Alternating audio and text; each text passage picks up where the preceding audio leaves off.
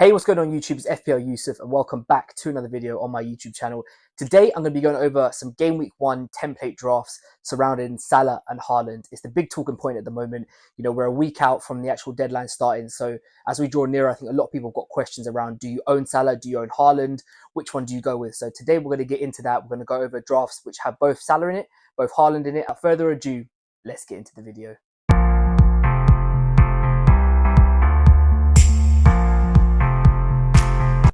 Okay, welcome back guys. Thank you so much for joining me here today for another video on my YouTube channel. Before we get into this one, if you wouldn't mind just dropping a thumbs up and subscribing down below, it'd be greatly appreciated. So yeah, today we're going to be getting into template drafts around Salah and around Haaland. I think this is the biggest talking point at the moment. And I think as we draw closer to that Game Week 1 deadline, I think a lot of people are starting to realize that it's going to be hard to sort of get both of them in and have a good squad. So we're going to look at just see what happens when you have one, when you don't have one, and just see how we can spread that money.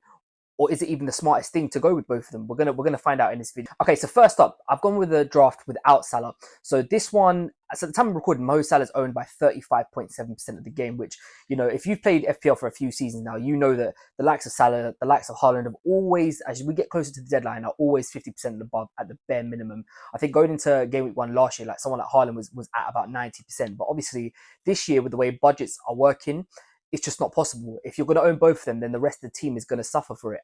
So today I'm going to just try and get into these sort of teams and just look at, see, is there a way that we can go without one of them? Is there a way that we can go with both of them? What is the best solution? So the draft you guys can see on screen is the one without Salah in it. So quickly, I'm just going to go over some pros and cons of it before we start going through the actual team. So the first con is obviously not having Salah in this team. Now, Liverpool currently are ranked second on the fixture difficult rating list. And I think when you're talking about someone like Salah, especially with the start of the season that Liverpool have got, he's somebody that you're going to want to have in your team just because Liverpool are off to a good start. They've got a lot of green fixtures and you won't need to make that many changes surrounding Liverpool players for the first sort of 5-6 game weeks because of how good their games are. Now, you can try and cover it. As you can see in this draft, you know, I've got Diogo Jota in here and I'm going to touch on him a little bit later. But at the end of the day, Mo Salah is Mo Salah and he's priced at that point for a reason. Now, he was, you know, second last year for expected goals per game, only behind one man, which is Erling Haaland. So I think when you're talking about the premiums, you do get what you pay for if you kept him over the course of the season. Now, there may well be points in this season where we end up chopping and changing because the fact is, if you own both of them, you're not going to be able to get to Son, Saka, Palmer, these other big premiums. And I think there'll be points in the season where you're going to want to have them because they're either in good form or they have a fixture swing. So I think this year in particular planning is going to be key to how well you do in FPL. So the draft on screen is the one obviously without Mo Salah. I've gone for a 3-4-3 and I'm going to start with the goalkeeper in Miguel. Now, this one could be any 4.5 that you choose. I think for me personally, I just like Nottingham Forest's opening fixtures a little bit better than the other 4.5 millions. Now, I don't know whether he's going to be a starter, whether it would be Sells, you know, whether it might be Matt Turner. We're not sure. Forest have got a lot of goalkeepers. So I think whichever one it is, though, it will either be the same price or cheaper. So best case scenario is you save yourself 0.5 billion. Worst case scenario is you just swap them out for the other goalkeeper. So I think that one we'll have to wait and see as we draw closer to that. But yeah, goalkeepers in this draft, to spread the money around from Salah, we're going to go for a 4.5. Onto the back line, I've gone for a 3 of Gabriel, Gvardiol, and I've gone for Livramento of Newcastle. Now, I'll quickly touch on the premiums here in Gvardiol and Gabriel. I think for me personally, whatever type of draft you're building, whether you've got Salah, whether you've got Haaland, whether you've got neither, whether you've got both, I think having a Man City and Arsenal defender are going to be key this year. You know, they were the only two teams last year to have an expected goal conceded per game of under 1. Now, why that is such an important thing is just because of the way bonus points work this year. Now, defenders, every time they concede a goal, are going to lose 4 bonus points.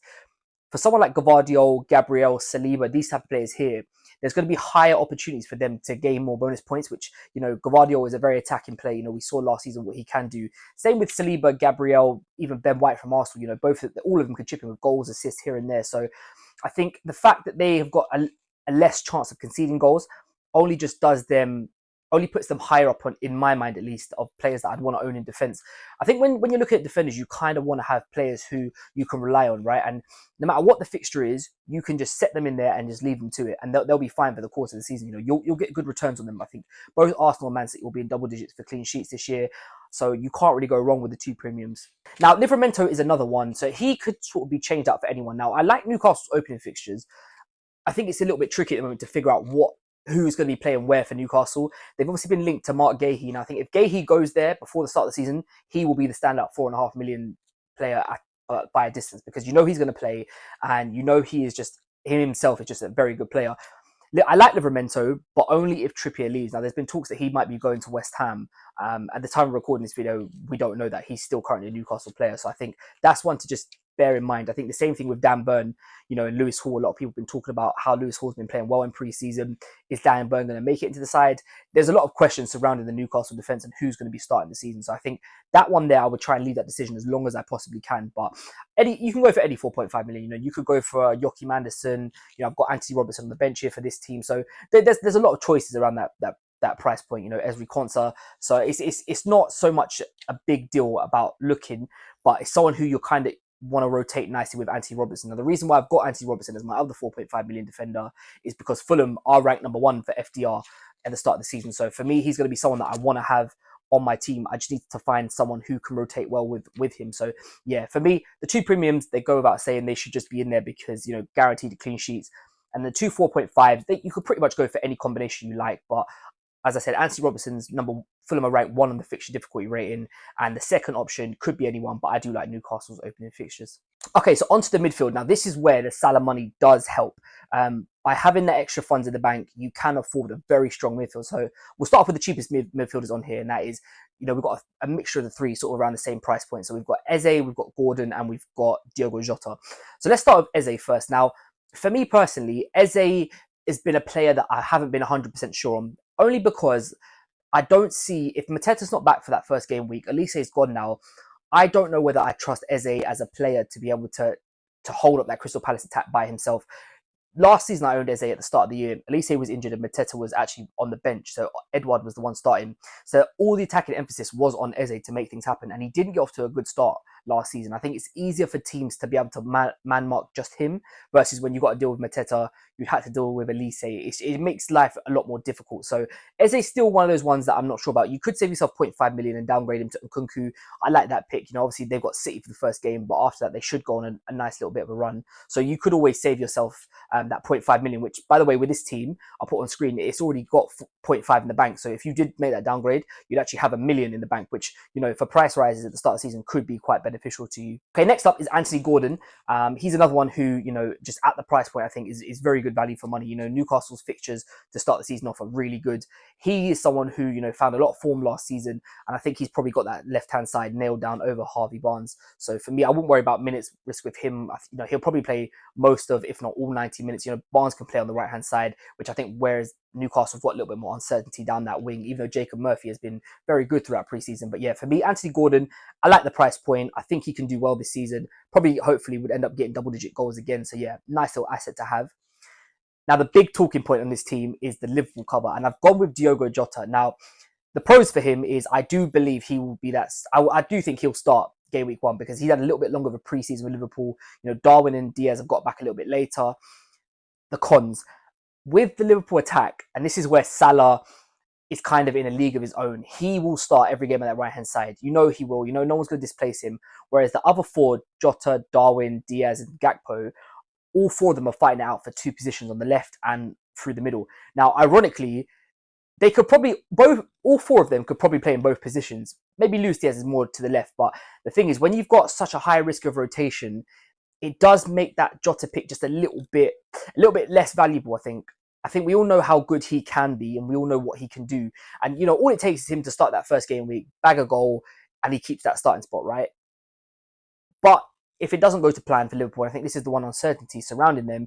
We don't know how Arne Slott's going to play. We don't know how this Liverpool side is going to go out. We've had players in preseason who've been playing really well. Harvey Elliott, Dominic Szoboszlai. So what happens with them? Are they going to make it into the team? Are they not? So there's I think right now there's a lot of questions surrounding Liverpool, and it's just really hard to answer. So Jota, for me, I've got him in there because I want it. Like, if I haven't got Salah, I want someone from that Liverpool midfield or attack to cover. But I'm not 100% sure on his minutes at this point in time. Okay, and last in the midfield, we're going to go is Heung-min Son. Now, he's had a very good preseason for Tottenham, and I actually really like their opening two fixtures. I think he is someone who could get off the mark quite quickly. A little bit hesitant just to wait and see if Spurs sign Solanke. If Solanke comes in up front, does it take away from Son's goals? Potentially. I think, through preseason, we've seen that Kulusevski was playing as a false 9, and I think that really does benefit Son, which is why he's been off to such a good start in preseason. So I would be a little bit wary about whether or not Spurs get the signing in. Even if Spurs do sign Son, if obviously they've been linked to Tony. Will they be ready to come in for game week 1? I'm not sure. So I think for me, for the first 2 game weeks, that's kind of the time frame that I'd want to own Son. It's a very easy swap to go to someone like Cole Palmer. Like I said, you've already got 0.5 in the bank, and Chelsea's fixtures from game week 2 run on. So that's a nice little trade there that you could go. You could hold Son for the first sort of 2-3 game weeks, move him on after. But I do think he's a solid pick. I think he's someone who, at the time of recording, is only 11% owned, and I do like the fact that he's so low owned, because if he does start the season quite well, Spurs have got the fixtures to back that. You could be getting ahead with that little differential there. So it's one to watch, but I do like the Son pick. And finally, with this team, the attack is pretty much the template front three as you'd expect. Haaland, Isak, and Muniz. Isak goes without saying. Like I've touched on with Newcastle, they've got a good opening run to the start of the season, fixture-wise. He's someone who has looked good in pre-season. He finished the last season off on 20 plus goals, so he's in good form. I think he's nailed that number 9 spot down for himself. There was times where it was it him, was it Wilson? But I think now Alexander Isak is that number 9 and that starting place for him. Erling Haaland, without Salah, becomes the number 1 captaincy choice. Obviously, you could swap it with the likes of Son. You could take a gamble on someone like an Isak, like a Diogo Jota, but Haaland does become that premium and that safe captaincy. You're always gonna have a good chance of returning with Haaland, despite what the fixture is. I know Chelsea, they've got them up first, but he scored a hat-trick on them in pre-season with pretty much a full-strength Chelsea side, but that City team that went out there was nowhere near full strength. So you can see what the man can do on any given day. So I wouldn't be too worried about going with him as captain. But yeah, and finally Muniz as well, same thing. Fulham, top of the list for fixture difficulty rating. So yeah, a great pick, and I do expect him to have a very good season as well. Okay, so now we move on to the draft with no Haaland. Now, at the time of recording this, Erling Haaland is actually currently owned by 42.9%. So he has got a higher percentage on the site of owned than Mo Salah does. As you can see, the team has just got a few more premiums in it already just because of that extra money you're saving up. However, before I go on with this team, I must say, I personally don't think it's a good idea to go about Erling Haaland. He's somebody that is going to be 100% in my team come game week 1. He's just too good. He's too good. His stats are too good. He's City's talisman up front. The uncertainty surrounding him, is Phil Foden going to be there or not, which means the goals are going to solely rely on him scoring them. So just before I get into the draft, I just want to clarify that like for me, I personally wouldn't be going out without Erling Haaland. But as you can see, if you don't have him, you can make a very nice overall squad. So it's up, at the end of the day, it's going to come down to personal preference and what everyone thinks they want to do. But let's get into the draft anyway. We can have a look through and just see some of the pros and some of the cons surrounding. So in goal, I've gone for a premium goalkeeper this time, and I have gone with David Raya. Obviously, the cheapest way into Arsenal's defense is through the goalkeeper. He's going to play every game. He hasn't got to worry about skipping away from the Brentford games this season because Arsenal have signed him permanently. So for me personally, he's just a keeper that you'd put in there, and I would just leave him. He's going to keep clean sheets this season because of how good Arsenal are defensively. Will he get save points? Maybe not as much. When the keepers who are playing for the good teams in the league and teams with good defensive records, it's very rare that they get a lot of saves because the defense is so good in front of them. But for me, he's just someone that you just pay the little bit extra premium, you leave him in goal and just set and forget for the rest of the season. So for me, that's one less headache that I have to worry about for the whole year round. Now onto the defense, I'm going to call Pedro Porro premium. So we've got 3 premiums in defense. So we touched on Gvardiol, and like I said, why I think he's so important to cover that Man City defense. Pedro Porro up next. Now, nobody for that Spurs team in preseason got more minutes throughout preseason than Pedro Porro. I think he got about 260 minutes. So you can see that he is favoured by Ange. You can see he's going to be a regular starter. He's on set pieces, corners, free kicks. He shares them with Maddison. So the attacking output, it's not even a question. You'd want him in your team. It's whether you trust Spurs on the defensive side of things that is going to justify this pick. Now, for me personally, I do think that, especially for the opening couple of fixtures, Spurs' games are good on paper. And, for me, Pedro Porro does offer a lot of attacking threat, which could help get you off to a nice start. If he picks up a goal, he picks up an assist, couples that out with the bonus points, you could be looking at some big scores to start the first few game weeks off. But like I said, it's the defensive side of things that I worry with Spurs about, and they're not the best at keeping clean sheets. And even if they do keep a clean sheet, I feel like it's more of a rarity. So I think if you're going to go for someone like Pedro Porro, you have to be in the mindset that you're going for him for the attacking upside, not so much the defensive side of things.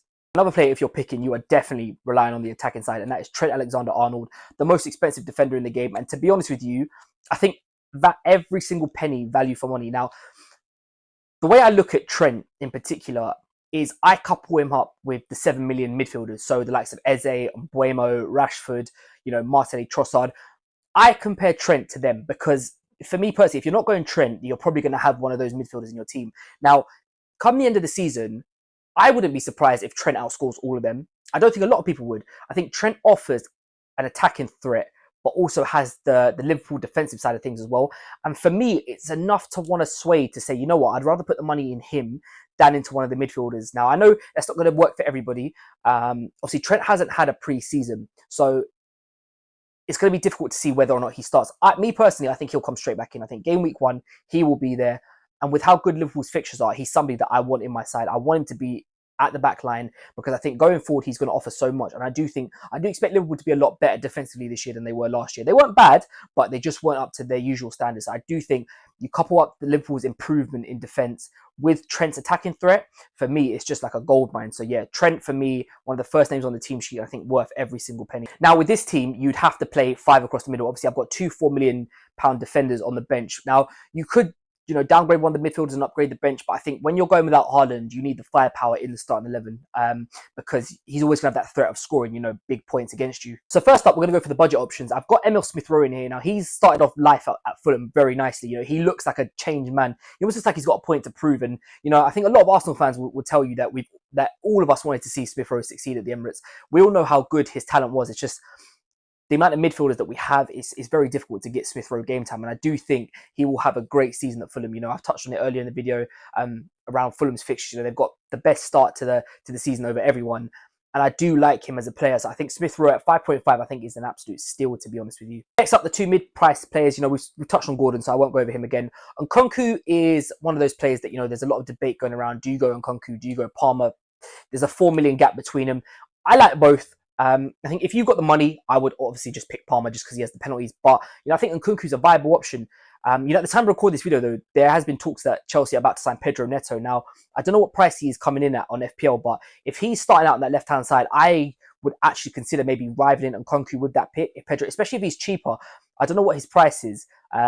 But yeah, for right now, Nkunku's a good value for money. I do expect him to be a starter in that Chelsea side. And I do think he will get goals and assists this season. I think for him, last season was obviously struck with injuries, so he didn't really get the chance to get going properly. But I think this year it's a new slate, it's a new start for him, and I do expect him to do really well. Finally, the 2 premiums that we're allowed to get in this midfield because of the no Haaland. One is Son, which we've touched on, and the other one is Mo Salah. Now, it's like I said at the start of the video, Salah, for me, second highest expected goals last year, only behind Erling Haaland, averaged more than I think it's 1.01 his expected goal returns were. So he's averaging a goal or assist every game. And, when you're paying that price, that's almost what you would expect from them. Salah obviously starts off the season very well. He's notorious for always getting a goal on the opening day of the season. I think he's done it for the last 5-6 years in a row. And the fact that he's coming up against the promoted side in Ipswich, it doesn't sit right with me not going with Mo Salah for that game. I've been umming and ahhing, tossing and turning about, is he worth the money? Is he not? But I just don't know whether it would be a smart move to go without him. But not only for the Ipswich game, but just because of Liverpool's fixtures after that. They're second on the FDR. So for me personally, I think, especially if you haven't got Haaland, you need to cover him with Salah. So yeah, Salah straight in there, 12.5 premium. You're getting what you pay for him. And I think, if you kept him for the whole course of the season, you'd be happy with the returns you got by the end of it. And the final 2 does bring forth a big pairing up front, and that is Alexander Isak and Ollie Watkins. Now, I've touched on Isak. Watkins is an interesting one to me because you could theoretically downgrade him to, say, a Kai Havertz. You'd save yourself $1 million. By the time this team's finished, you haven't got any money in the bank. So if you downgrade him to Havertz, you save $1 million. If you downgrade him to Mateta, which, to be honest with you, if Mateta is back for that game week 1 fixture, I think with this team, I probably would. You'd save yourself 1.5 million, which you can use to spend elsewhere, but your team's already stacked anyway, so maybe that could be used to improve the bench, or those 4 million defenders up to maybe like a 4.5 or 5 million. But the point is that there is options with that striker spot. Now, Ollie Watkins, for me, I've touched on this, he was in my players to avoid, and I still stand by that. I don't know how Aston Villa are going to cope this season with Champions League. They haven't really got a massive squad. They've got a good starting 11, but I don't know if their squad are going to be up to handling that sort of like game time every Wednesday, Saturday. I'm not sure. And like I said, Ollie Watkins massively overperformed his expected goals last season. He will get goals.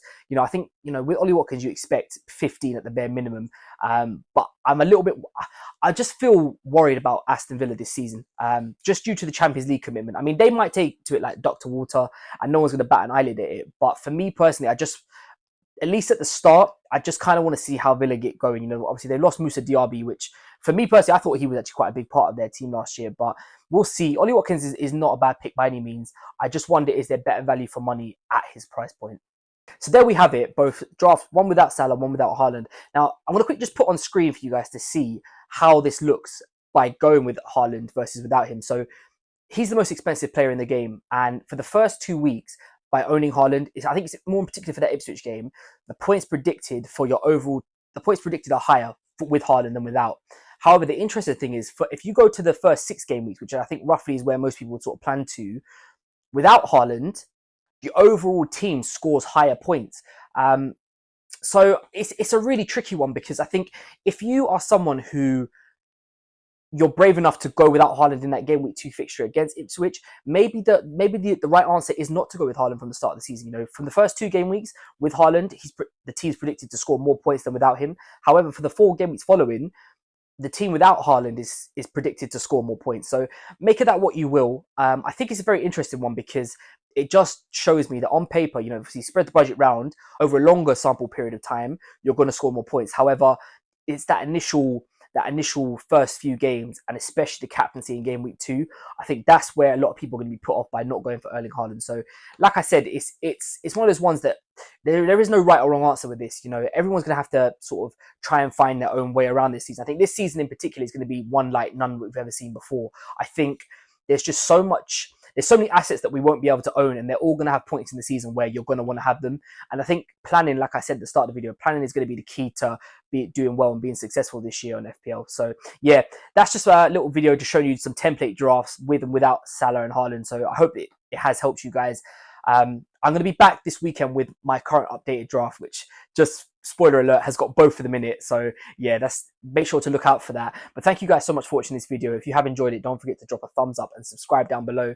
Thank you guys so much for the recent support on all my videos. You know, I've just hit my most viewed videos. So I just want to say a massive thank you to everyone who's watched, you know, subscribed, dropped a thumbs up. It's really, really appreciated from my end. So thank you so much. I will catch you guys next time. Bye-bye.